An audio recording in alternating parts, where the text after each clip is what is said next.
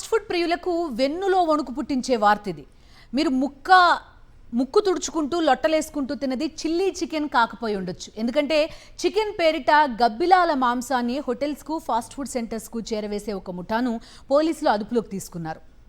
తమిళనాడు సేలం జిల్లా డానిష్పేట అటవీ ప్రాంతంలో తుపాకులతో సంచరిస్తున్న ఇద్దరు వ్యక్తులను అరెస్ట్ చేశారు పోలీసులు.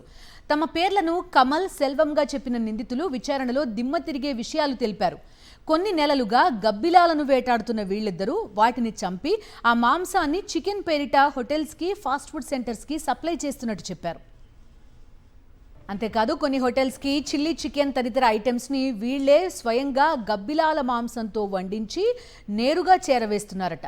తమకంటే ముందు కొంతమంది కొన్నేళ్లుగా ఇలానే చేశారంటూ మరో బాంబు పేల్చారు వీరిద్దరు.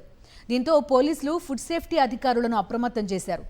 సేలం కమల్ ఇచ్చిన సమాచారంతో నగరంలోని పలు రెస్టారెంట్లు, ఫాస్ట్ ఫుడ్ సెంటర్స్పై తనిఖీలకు సిద్ధమయ్యారు. ఇంతకాలం పిల్లి, కుక్క, ఎలుకల మాంసం ఇలా తరలించడం చూశాం. ఇప్పుడు ఏకంగా గబ్బిలాల మాంసం చేరవేస్తుండడం కలవరపాటుకు గురి చేస్తోంది.